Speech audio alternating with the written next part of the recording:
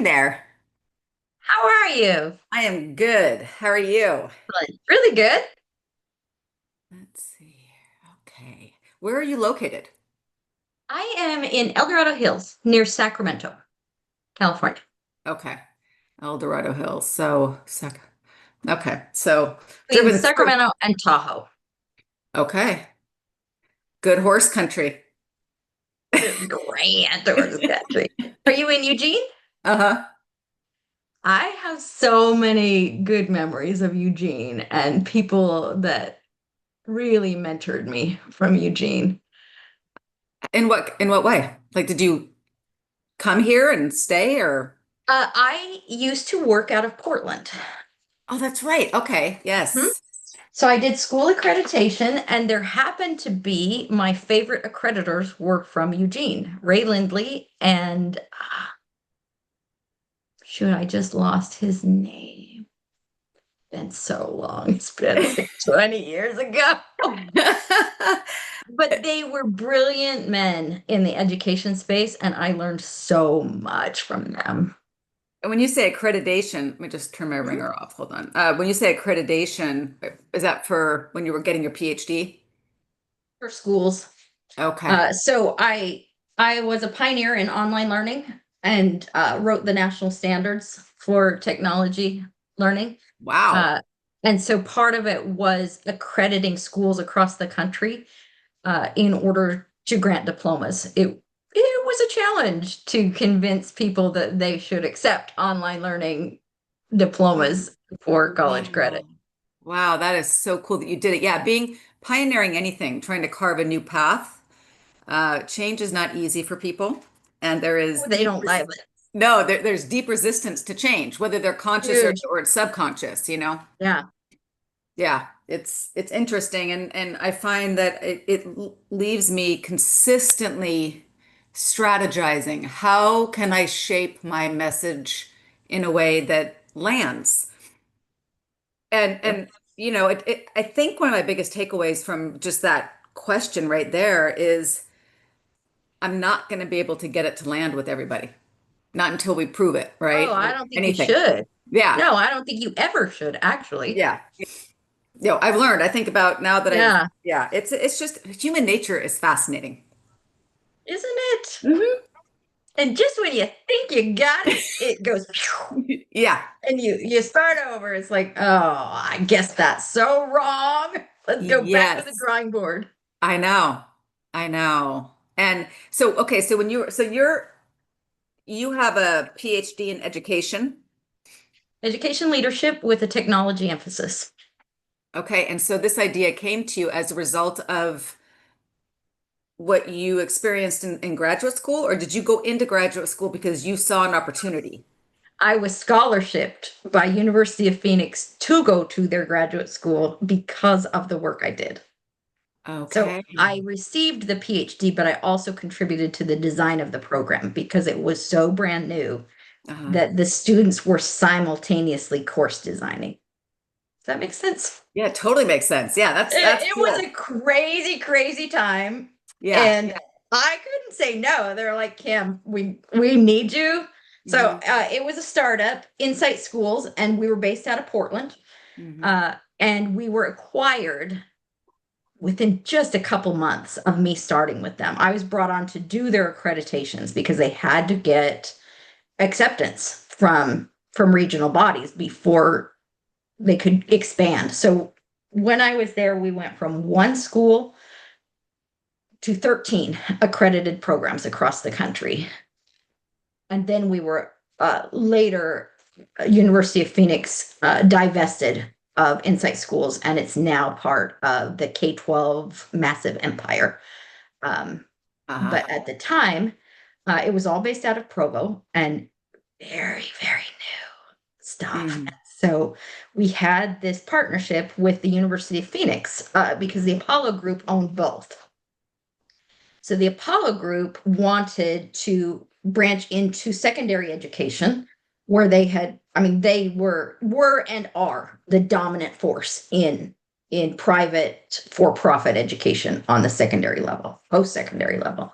And Hmm. so we were their excursion into secondary learning, which they later repented. They're like, we're gonna stick with what we know. We're giving this up because it's a whole different game.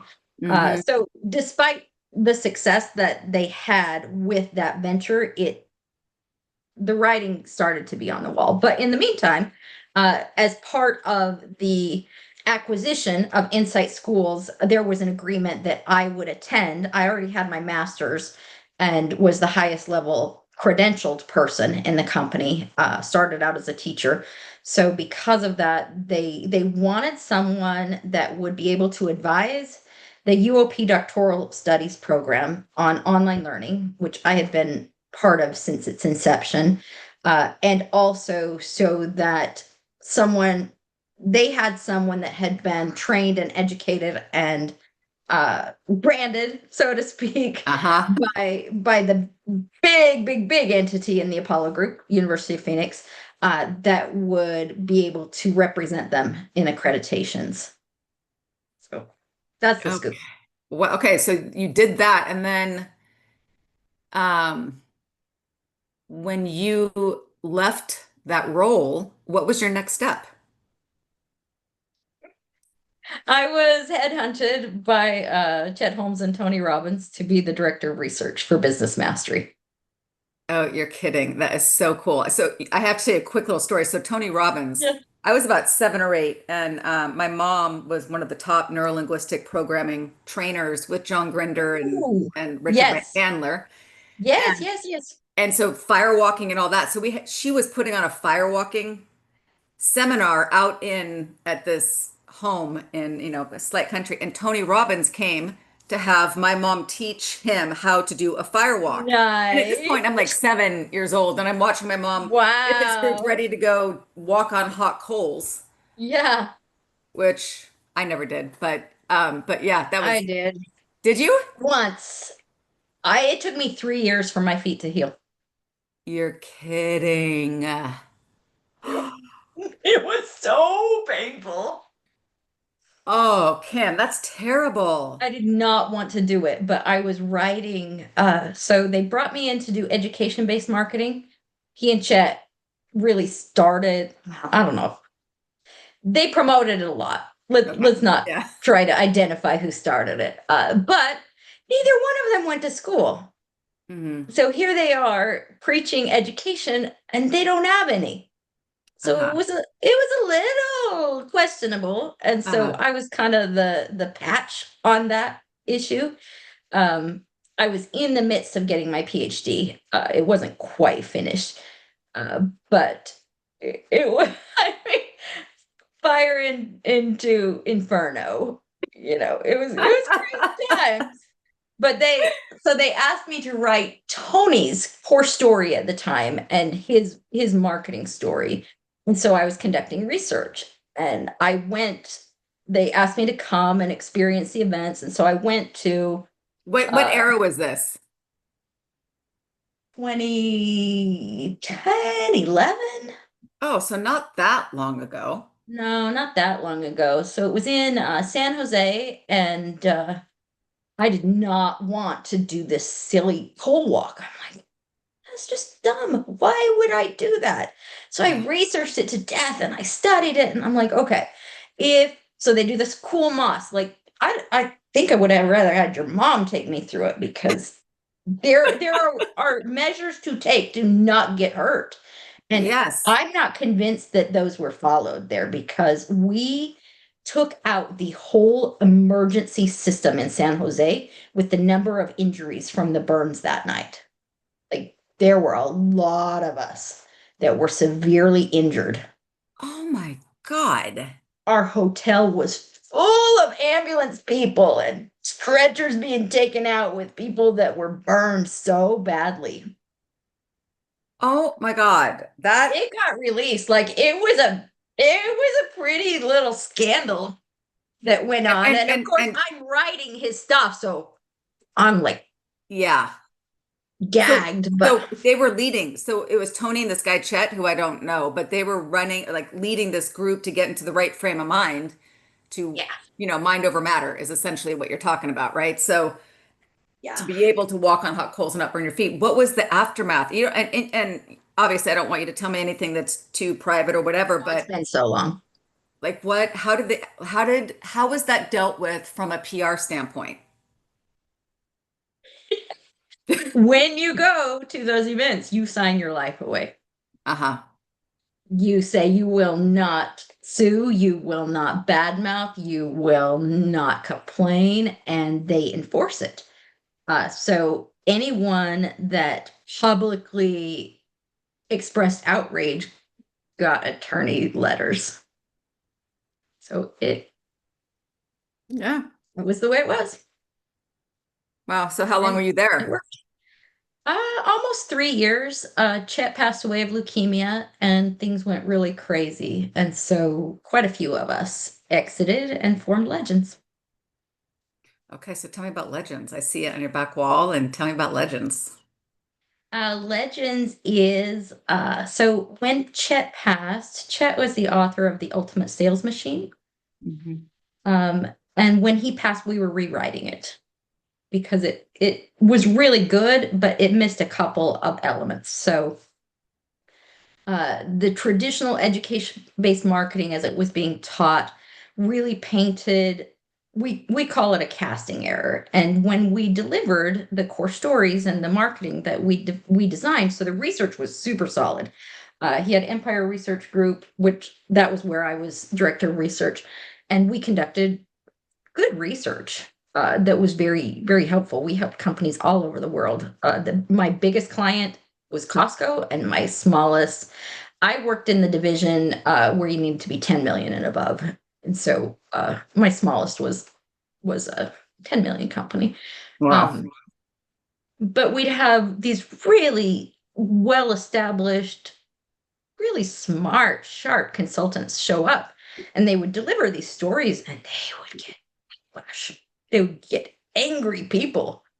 And so we really deconstructed, okay, what are you saying? Hmm. Why is it getting this hate, this dislike, this, oh, we hate you and we want you to get off of our out of our buildings and don't ever come here again? And that wasn't, it wasn't to that degree all the time, but to some level we were Yeah. finding this Resistance. distance. Yeah, they hated it. So what we defined is that when you create a level of communication, and this was my master's thesis, I wrote on Aesop. Aesop fables, the Uh, lion and the mouse, the ant and the grasshopper, the turtle and the hare. oh, no. Lots of Disney cartoons. Anyway, moral Okay. tales, fables Okay. that were passed down. Nursery rhymes follow the same formula. Native legends follow the same formula. So what we Okay. found was that we were miscasting.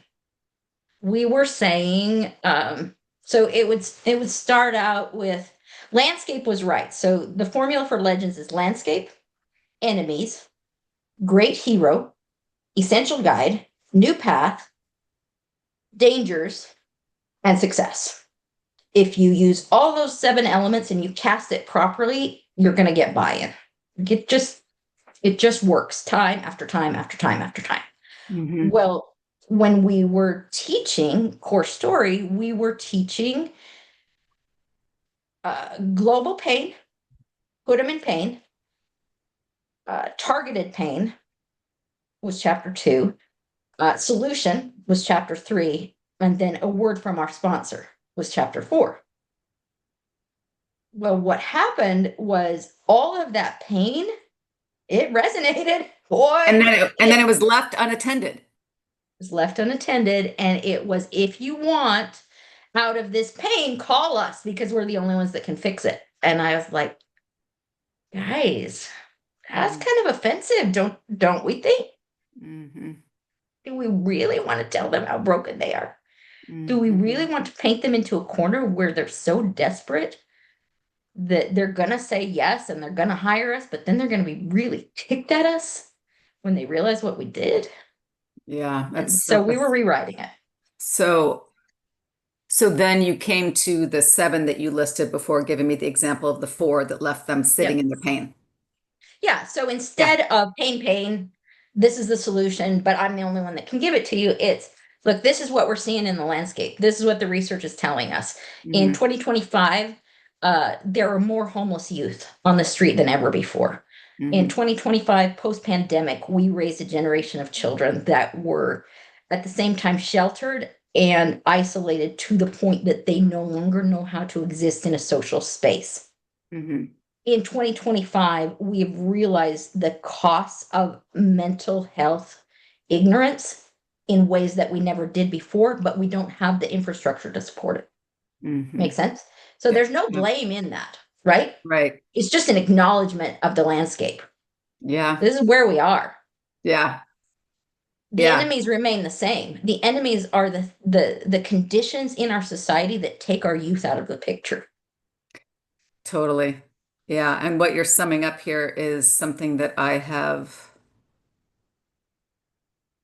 um, logically understood far earlier than I have felt capable of implementing. And I'm still Sure. in the implementation phase of it, and I'm working to get better at Yeah. that, which Yeah. is to speak to the realities of where we are as a society in terms of how Yep. we've responded to homeless people with severe mental illness, Mhm.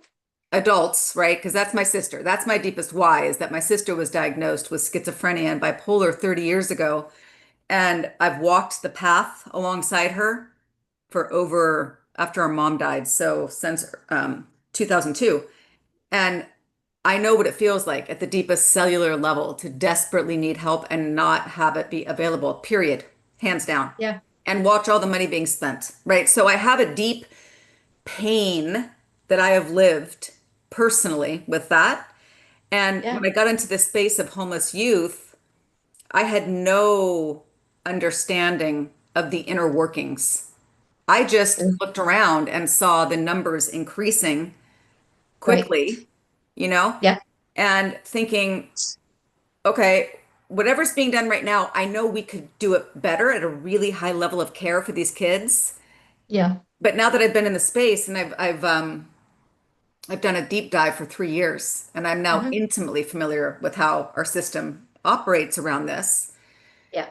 And it's as a mom, it's heartbreaking to me. So what I'm trying to do is pull out of the emotional aspect of this and speak to it matter of factly and offer a true solution that can scale, right? I mean, we got to get our pilot open, but then it can this if we started responding as a society with something as holistic and immersive for children, and this is really specifically addressing children on the streets under the age of 18 who are seeking help, who have no safe home or family to go to. Yeah. It's a huge issue. Yeah, it is. The only thing I would correct there is Mhm. you can have both, and you really need to have both. As The far as what? emotion, the emotion Oh, versus the perspective, you've got to have both. yeah. So as you bring the message, Mhm. uh, 95% of that choice when you present it to someone is driven by emotion. So you can't do without it. What do you mean But by you do, choice? so say you're presenting it Hmm. to the city or you're presenting it to an investor. You're presenting the case that someone needs to join your mission, Hmm. right? Hmm. So it's evangelism, it's ambassadorship. So Hmm. in order to do that, there has to be an emotional connection to them. So it's not your emotion Hmm. necessarily, but it's your ability to speak emotionally into their emotions. Hmm. Does that make sense? Yep. 95% of a choice is going to be driven right there. They Mhm. won't get to a yes without the data, without the logical elements that reassure them that they're not acting emotionally, Hmm. because nobody wants to be accused of making an emotionally charged decision. All Right. of them are. The best Right. ones are. Uh-huh. But you have to validate it in order to make sure that you're taking the right path. So there has to be both. So don't try to avoid the emotion, just find ways to channel it correctly. Yeah, great clarification. Yeah, and I'm interested to get your thoughts on specifically for this 3 minute pitch in Austin. Are you going to be there? Yay! Okay, awesome. That's Yeah, great. we'll I am play. so excited to go to Austin. I've never been, and I'm just excited. This group is so amazing. These people in this Impact Accelerator, Pretty fun. it's a different level of approaching, thinking about, and supporting the idea of we can change things and we can, do business, so to Yeah. speak, in a way Hmm. that is operating at a really high level of intention. Yep. I'm Um, enjoying it. I'm yeah, very new to it. I might be newer than you, but I'm to enjoying it. to the group or Mhm. yeah, okay, yeah. I missed the first one or two because I was working some stuff out with them on the back end, but um, so in this 3 minute pitch, Yeah. okay, let me back up for a second. One of the biggest challenges that I have repeatedly dealt with, and I've had thousands of conversations at this point, right? I Yep. mean, this has been full time 3 years, Yeah. meeting with elected officials, Hmm. executive directors, educators, business owners, parents, just all these different Yeah. people.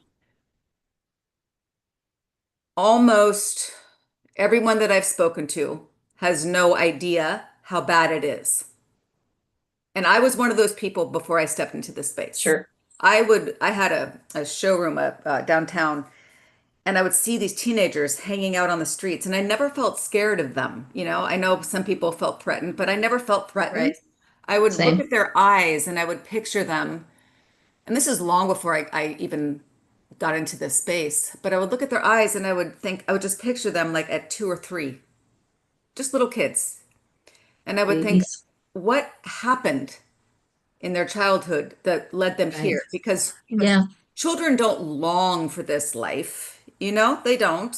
I really don't know. They really don't. And so I would go, what happened, And then I would just think, well, if it's really that bad out on the street, they would just go get help. There's plenty of help out there. There are shelters and I made that assumption because I didn't know. Sure. Right. And now that I've stepped into the space, one of the biggest things that I've learned is a critical delineation point, which is the government considers youth 24 and under, but the delineation at 18 is critical because under 18, children are legally supposed to be with their legal guardians, parents, grandparents, whoever's supposed to be caring for them. But if those individuals have failed the child, drug addiction, sexual abuse, whatever it may be, then theoretically, legally, DHS is supposed to step in.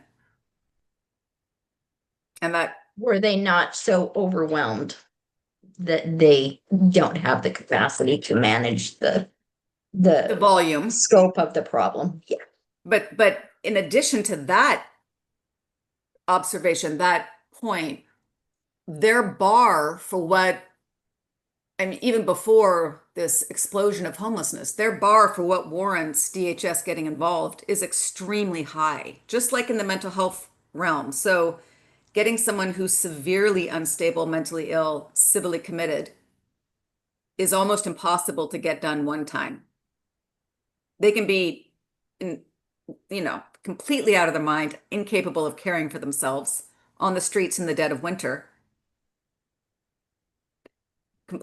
And we can't get help, right? So we ended up getting my sister civilly committed 3 times, and that took incredible like tenacity and going all the way to the top. And so I learned, okay, the systems that we have currently, they fundamentally, unequivocally perpetuate human suffering and waste so much money, taxpayer money. Sure. Now, with homelessness, the overlap that I can now say is very clear is the same in how we respond to people with severe mental illness and homeless, specifically children. So under 18, DHS doesn't step in and they're on the streets, and you have a couple temporary shelter beds for these kids. And that's about it. and they're left on the streets with open DHS cases. Even when a child is being sex trafficked, they're left on the streets over and over and over again. Exactly. Yeah. So most people have no idea that that's the case. Now, here's my dilemma. This is a very painful, overwhelming Oh topic yeah. in a landscape right now where people are overwhelmed with bad news and discourse and angst and. So Right. those are the details that I've really gotten clear that I want to deliver in a very matter-of-fact way. For sure. And then say, we could do it differently. Like if we got these kids, 14 to 18, whether still high school aged, Yep. and bring them into an environment that is completely designed to heal them and give them life skills and confidence and self-worth, and then they go out into the world. They become tax-paying citizens instead of drains on the system. Sure. When they have children in the future, those children are born into stable homes as opposed to the ongoing generational trauma that gets passed down and poverty. This is how we break the cycle. It actually costs far less to do upstream, high quality intervention. Why not? It costs on a monetary level and a humanitarian level, it costs far less to do upstream early intervention with these kids in a way that is actually going to stabilize them. Okay. So the model of what we're building is it's interesting because it's foreign to people because we don't have anything close to it that I've come across for homeless children in a residential educational model. Did you have a chance to look at Triumph? As soon as I said that, tell me again the spelling because I did not. Triumph. Triumph. Oh, Like Triumph. triumph. Okay, yeah. Triumph. And is that for homeless children under the age of 18? Uh, so it originated in the 90s. Our Mhm. friend designed it. Um, Triumph Youth Services. Um, so it was designed, Utah was a center for wilderness therapy. Have you ever studied that? Yeah, I mean, like Outward Bound is one of them. I remember, yes, I have had multiple conversations with people about the wilderness therapy model. Right. So there was a lot of scandal around that. And Mhm. the premises were good, but the propensity for abuse made a lot of drama in the 90s and Yeah, 2000s. Sterling design, I am obsessed with Sterling's model. It has been incredibly effective. It Mhm. combines schooling, it combines residential treatment, it combines uh, things like they expanded from Utah into Alaska and have Mhm. centers in both. And they specifically deal with boys because their Mhm. philosophy is that you should specialize in who you can help the most. They don't try to be everything for everybody. They treat troubled boys, and it's by referral from their parents so that the custodial issues become not as relevant. So then They are these are not homeless children then, they would be homeless were it not for the intervention. but the parents are present and cognitive of what's going on Sometimes. and taking Sometimes. action. Sometimes it's a court referral. Okay. So they are partnered with DPS or CPS, Right. whichever state you happen to be in. And sometimes it is a judge. Sometimes it's a judge saying, if you do not enroll Hmm. with a program like this or this program, you're going to jail. Yeah. So that's one of the scenarios. They have different scenarios of how they get there, but I like the model that they use Yeah. because they pull funding from a variety of sources in order to use allocated funds on the child's behalf into a program that holistically serves them. So the child doesn't have to go out and advocate for every service that they need. Yeah, So the exactly. right, Yes. Yeah. Yeah. There's one outside of Portland called Parrot Creek Ranch. Oh, okay. And the executive director of Parrot Creek Ranch is on our advisory board. And I've gone up and Excellent. toured their facility. And those are kids coming out of Oregon Youth Authority. So this is the alternative to going to jail, spending time in jail. Right, It's, right. it's set on 80 acres and it's Hmm. it's a much wiser way of responding to children who get tangled up in the law. Much. Yeah. And some of the people that I've met that run those programs are just, they are angels on this earth. Yeah. Um, I love that. So one of the things that they do is they train golden retrievers for therapy dogs. Uh-huh. So they're getting therapy while they're creating therapy while they're helping Totally. someone else. And yeah, building confidence and pride and connection and all those Yeah. things. Yeah. And then that dog is then sold, and those funds go towards treating those students. Like Yeah. there's so many layers to it. And then they incorporate sports. Like boys need to get aggression out. There's a 100%. reason Yep. we have football. They've got they involve the family when they can in functional therapy. Sometimes that's not possible because the family is so broken.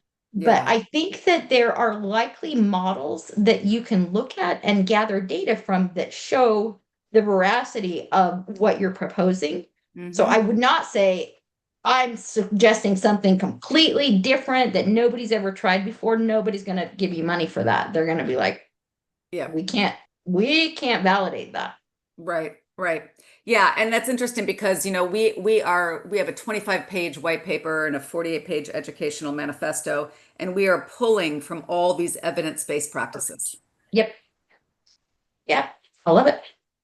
So I think that there are sufficient areas that you can pull proofs from to Hmm. justify what you're doing. Hmm. I agree with you in terms of don't pile on the pain to the extent that you shut people down. Yeah. Like the pain is obvious, Hmm. and not lending any more emotion into something that's already emotionally charged is a mature approach Will that be will more serve you effective. well. Yeah. Well, yeah, because otherwise at chapter 2 they're shut down. They're not listening to you for the rest of it. Yeah. Then I would talk about those kids, and I would paint a picture of promise. So the hero in your story Hmm. are the youth that we need to reclaim from the ravages of life Yeah. that has betrayed them. So I pulled up some quick data. Hmm. The reported, and you probably already have this, the reported number of people under 25 that are homeless in 2024 was 205,878. Experts say that that is a vastly underreported number. So That the I mean, I'm guessing that this number is pulled from the point in time count. okay, um, this is First Focus Campaign for Children Child Homelessness. Let me send this to you. Because the way that the federal government implements getting a count of homeless people is on the third Thursday of January, Yep. and this is through HUD. HUD Yeah. coordinates with communities across the country that gather volunteers to go out into the community dead of winter Yep. That's and find, exactly what it is, according to the U.S. Department of Housing and Urban Development. exactly. And so Yep. and so these volunteers go out into the community and find homeless people and ask them to fill out a census. Yeah.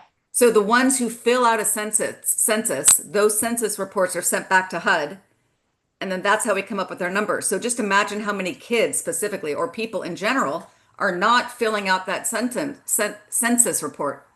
Well, so the estimate is actually that it's 4.2 million instead of 205,000. That's the more Yeah. realistic figure. And then do you have anything that's 18 and under or under 18, I should This say? is the Youth Homelessness Report from NCSL. Who are they? What are your initials, people? I'm sending these to you in the WhatsApp so that we both track them instead of Okay. the Thank you, Zoom. Kim. Yeah, because Yeah. this is that youth, when we, the term homeless youth is in the news a Okay. lot. We talk about it, but it's not clear that youth is very different between 24 and 18 and then under 18. Definitely. So there is some variation inside of this report that Mhm. breaks down under, let's see, homeless youth as unaccompanied individuals under 21. So that's based on the McKinney-Vento Homeless Assistance Act. Mhm. So should it be 18 or should it be 21? Well, the difference between 18 and 21 is that there are a lot more services, and there's still not enough services, but there are There. significantly more services if the youth is 18 or over because they're not a minor. So when a homeless person is a minor, that's Oh. where the And are you seeking to help 18 and under or 18 and over? under 14 high school kids, 14 to 18. Okay. So there is a lot of uh, parallel studies that are going to be from, there we go, US Department of Education homeless student enrollment. Yeah, McKinney-Vento is a great resource, and I'm so happy to see that they have really expanded to the degree that they have to Mhm. really go in. And I mean, they got a law changed. I believe this is correct, that before, if a child was homeless, they couldn't give an address, so they couldn't be in school. And they got it changed so that the school could be the address, so the kid could still attend school. This is an amazing report. I still can't find what NCLSSL stands for, but the data in here is amazing, What really did you put in helpful. to prompt it? Homeless youth and Nope, I use a research aggregator called Perplexity. Have you ever used that? mm-mm. It's an AI system. It's pretty hot little research tool. And I just said create a decent. Here, I'll show you. Um, so I like this one because it doesn't hallucinate. And because, so I still use behind the door data and I go into my graduate studies libraries and look at original sourcing, like the original reports. But for Mhm. a down and dirty, find what I need and understand the scope, this works really great. So my prompt was create a detailed research reporter. Man, I can't talk today. Research report for United States homeless youth. Okay, so these are key stats. Uh-huh. But then each time it gives me stats, it gives me the original report that I can go to. Yeah. Okay. Yeah. So I think Dominic, our director of education, who is deep into any subject matter that is important to excellent. him. AI is one of them, but educating kids through project-based learning is another. But the thing is, Nice. he's turned me on to this, and just given me incredible reports and data and all the stuff. But this is great. And did you send this one to me? Just did. Okay. I Awesome. just Thank sent you. you the link into Perplexity, so you'll see the output that it just gave me, but this took me like 30 seconds. Okay. So Awesome. I can say outline key sections and data sources. So it's giving me even more, like it'll just keep plugging down. Yeah. Yeah. Drilling down. Hmm. It'll So give you the, yeah, yeah, this is it's pretty fun. Like you could get lost in this. yeah, oh yeah. Yes. Okay, so from your storytelling perspective, Mhm. what do you think about laying out the problem, pulling it in and personalizing it, or bringing it into a lens that is more digestible? Because the big problem is overwhelming. Pulling it Sure. in to a more laser focused framework. Like, some people have said, well, tell the audience to picture their own child or to picture Yeah, a I child know. they love. And I have mixed feelings about that. And so what's your hit? Okay, that's not a, okay, that's great. That's all I needed. That's perfect. Hey, good. Don't Yeah. make me say it. Okay. So keep it like, Okay, let's go really simple. I'm going to send you my book and my workbook. okay. You're going to go once upon a time in the United States in 2025. We were 3 years out of the pandemic. Mhm. Pre-pandemic, these were the number of kids on the street. Post-pandemic, these are the kids on the street. Show some images, allow the imagery that you put in the background behind you to be their faces, to be their eyes that you're looking at. Let them draw the conclusion. Don't treat your audience like they're stupid. Mhm. They're smart people. They're Mhm. there because they want to be there. They're there because they're interested in what you're doing. So don't Okay. dumb it down for them. Okay, so real quick, so I don't want to lose this, then I want you to keep going. So the images of the children, I have some images that I have taken just while I'm driving around, right? So I own them, they're mine. I think they're really powerful. You think those would be a couple good ones just to flash up? Yeah. Okay. Yeah. Like collages, powerful, painful, real images. Okay. Awesome. Okay. Got that. Okay, so I've got the images, I've got the collage of the pictures that are coming up that I have taken. Then what? Dragons. Dragons. So dragons, your enemies, you're going to go into some of that research and you're going to just lay it out. Boom, boom, boom, boom. Then you're going to lay out the heroes of this story, the great heroes that we are dedicated to guiding. The kids. Are children 14? No, be specific. Okay. Are they girls and boys or just Yeah, girls? girls and boys. Okay. Are young men and women that we need as adults to be able to solve the problems that continue to bombard us. That this is an investment in our future, not just their future, but our future. And Okay, so show.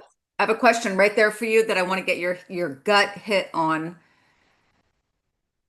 If I say that, if I say these are young men and women that, that we need to invest in because they can be part of the solutions going forward. So you're jumping the gun. So Okay. you're not telling them what to do yet. You're just laying out the foundations.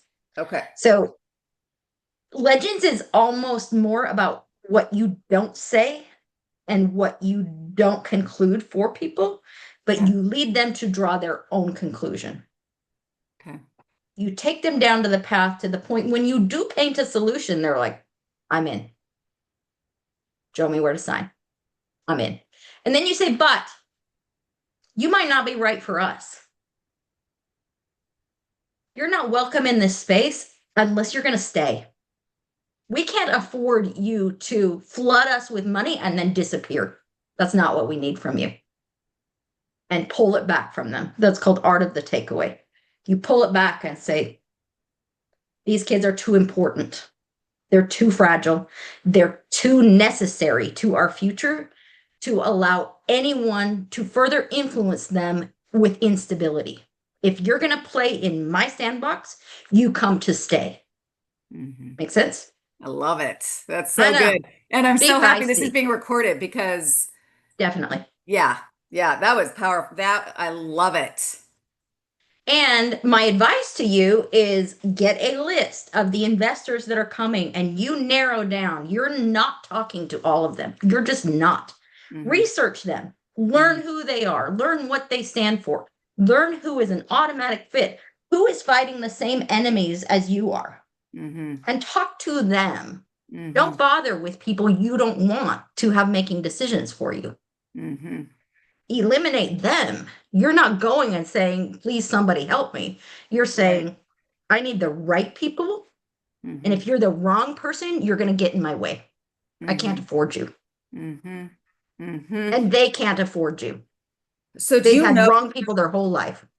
Yeah, okay. So I'm gonna reach out to Jessica Pellman. I'm gonna ask her if there's a list because I would love to see a list of the people that are going to be there, you know? Yep. Yeah, you need that. And you need to know who the investors are. And then hopefully that comes with a description of what they're looking to fund, what their special interests are, what their passion projects are, what their non negotiables are. where they've been successful, where they have had big stumbling blocks and show patterns that you know are not a fit with you. Mm-hmm. Mm-hmm. But do that research ahead of time so that you walk into Austin knowing a handful of people that you need to make friends with, and the rest, you don't care. Mm-hmm. Yeah, You can because be polite, yeah, but I don't say all waste the your time, time. clarity is so powerful, right? Mhm. So getting clear Yeah. that And just it's cuts the not noise. mean, it's Yeah, no, purposeful. Get the totally. job done. We're here It's for a job. yeah, it's intentional. Yeah, Yep. totally true. Yeah, I love it. Um, And it's like what, 3, 4 days? You don't have time. You do hmm not have time. hmm But I would write your full legend. Like write the whole thing. That should be all your white papers. That should be all of your communication. So you create the hub, and then outside of the hub is everything else. And it echoes that hub. Now that hub can be a week-long class. It can be the legislation that you need passed in order to make these changes happen. It can be the investment package, but hmm every detail of it, right? But then it can also be 90 seconds. It can be a 90-second reel on social media that takes off, illustrates your story, and that's all anybody needs to know. It can be that short, but it has to have all 7 chapters. Okay, and you sent that to me. You said that, right? The What? legends I'm breakdown. going to send you a link to the ebook. Okay, awesome. Yeah, but just build it step by step and piece by piece, and that's how you deliver it. And it's not about length, it's about getting all the components in. Because essentially, or literally, I will be taking the viewer, the listener on this journey, and it hits all of those points for it to be what you're So you're describing. you're looking for the listeners that are already on the journey with you that you can hmm shorthand. hmm Like you're the people that you have to convince this is a problem, they're not your people. Yeah. They're not your people. Yeah, I know. Like And you it's have been, to yeah, I've had eight, like I can say that 80% of the people that I've talked to over the last 3 years, they don't get it. they're not They your gloss people. over the 20% are. And that's how we've built what we've built. And Precisely. people signing up to volunteer, donate for something that isn't even in existence yet. It's all an Yeah. idea right now, Yeah. right? Those are the people. And yeah, yeah, it's very cool. But knowing like what you said, those points, those touch points that really create Yeah. the And be emotion. very deliberate in not pulling them along. Like start at chapter 10, knowing that if they didn't do chapters 1 through 9, they're going to be lost. Good, hmm good. You're going to weed them out, get rid of them. They're not going to listen to you. You don't want them to listen to you. You don't want their nonsense questions. So be deliberate. Yeah, You're not my people. I got yeah, no problem with you, but you're not my tribe. We yeah, don't have anything to discuss. exactly. I remember like halfway through this, a friend of mine, because I would get in the car sometimes and call my friend just to vent because I was like, how can people hear that we don't even have safe beds for children and not just go, oh, okay, like, no, no. And she goes, Katie, here's the vision that just came to my mind. You're on the Venice boardwalk, you've got your rollerblades on, and you're flying down the boardwalk, and there are people lining you. And the people that hand you the water as you go down this boardwalk, those are your people. And so There you go. I have had that vision in my Yeah, head. And that's it. I don't get so upset anymore. I don't take it like, No, and it's not they're not discounting you. They're just not your not tribe. yeah, And exactly. that's okay. Exactly. Yeah. Yeah. It's better than okay. We can't afford a big tribe. Right. We just can't. Not when we're innovating. Yep. Yep. Keep it tight. Keep it tight, keep it focused, keep it real. And the wind in the sails, like the people who come on and go, "Oh my God, I want to be involved. How can I help?" I always say, "You just put wind in my sails." Like that is powerful for me. Um, So let's do that for a minute. It's mhm. not just wind in your sails. Maybe they've got a better map. In what way? Okay, let's go to ancient explorers, right?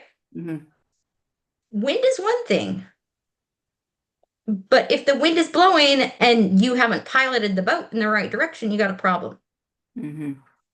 So what you're looking for are people that can man the boat. Hmm. So it's not just wind. Wind is important, but it's expertise. Like if we extend the metaphor and money is the wind, money Hmm. comes with strings. Hmm.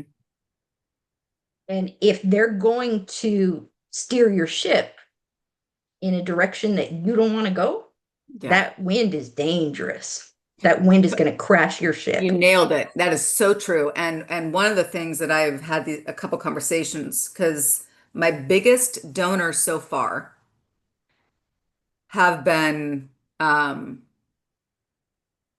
Christian conservative right wing. Sure. And I remember sitting with one of them for 4 hours, a couple, and they're worth like a couple $100 million. I mean, a lot of money, right? Yeah. And this is a brand new startup, so they're like wanting to understand, and I'm trying to lay out the picture. And at the end of it, he looks at me and says, "Is there going to be a Christian?" You locked up. Did I lose you? Nope, I'm here. Okay. Is there going to be a Christian religious underpinning? And I said, there's not going to be. I said, this doesn't have any political affiliation or religious affiliation. It is purely a humanitarian effort to keep those lines of any kind of alliance with an ideology or anything other than just giving children Maslow's hierarchy of needs, having them be met. Yeah. So I don't even know where I was, but I love all the wisdom you've Thank you. shared with me. Yeah. And you're right, like not having people come on who want it to go a different direction, that's really important. So Better to know earlier than later. yes, yes, definitely.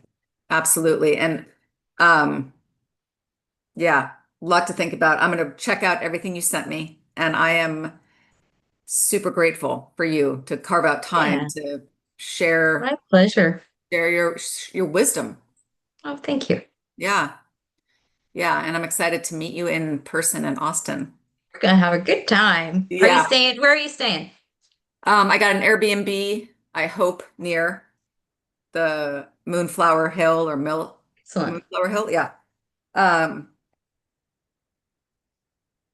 I was, I did my best to get it close. That's all I can say. It may be 20 minutes away or whatever it is, but pretty Yeah. close. Yeah, I'm Yeah. just staying in I think it's the Marriott. Marriott? Is it Oh, in one of Austin? the hotels. In Austin? Uh, it's the It's it's the the Marriott. event hotel. Yeah. I don't Okay. know. Now, I'm not good at details. I miss them. Yeah, I know. I mean, all you know is you've got a bed for when you're there and you're going to be going to the summit. And yeah, I mean, the, Got a the venue flight. I got looks, a bed. I got a yeah, car. yeah, I know. That's exactly. I got an Airbnb, I got a flight, I got a car. Are you coming by yourself? Yeah. Are Cool. you as are you as well? Uh, my partner is Paul D'Souza. Oh, okay. Oh, it's so great because Pat, who's in the cohort, connected me with Paul specifically because when Neri and I were connected in a chat room, Neri came back on and said, "Oh, I spoke with Katie and she wants to open a ranch to save kids." Pat was Oh like, "I got to yeah, connect you with Paul," right? So, definitely. okay, so you guys are both, yeah, the horse. I get it now. Okay. Yeah, Paul and I have been partners since 2010. Paul and I were Tony Robbins' business mastery people together. Okay. And then he left with me and was has been with Legends ever since. And he's got D'Souza Group and he has Small Biz Fight Club. And he is working, he calls it the Healing Ranch on the Navajo Nation. Yeah. So is that where you guys live together? Oh, he's my business partner. Oh, okay. Good clarification. No, we don't live Okay. together. I've been Okay. married, let's see, it's 33 years. You've been married to somebody else for 33 years and your business partners with Paul. Great clarification. Okay, Yeah, got it. yeah. So we'll be hanging out, Yeah. but Okay. you are welcome to join us. Yeah, well, I'm sure I will to some degree. I mean, I'm excited to, just hang out on a personal level with the people in this group, do the Yep. the summit stuff and then like just be people together. Yeah. Yeah, it'll be fun. Yeah. All right. Well, Kim, thank you, thank you, thank you. Thank you. You're going to do great. Thank you. Practicing, practicing, and refining, refining. And, the nuggets that you've shared help me really to map out, I think, this complex yet simple idea. So allow the complexity first Hmm. and then simplify. Hmm. Hmm. Like put all of your brilliance into the formula and then condense. Like pretend you have the rest of your life to make this case and build that evidence in each category. So just make an outline Hmm. of your 7 chapters and just keep adding evidence, adding evidence, adding evidence. And then once you have that, you'll see what you need to say. Okay. And that 3 minutes, it'll make sense. But let me know if you want me to look at it. Okay. Thank you. Thank you. You're Thank welcome. you. Okay. Well, I'll probably reach out to you before Austin. Yeah, you Okay. know how to reach me. Okay. Thank you, Kim. Thank you. Thank you. Have a beautiful rest of your Welcome. day. You too. Thank you. Bye. Bye.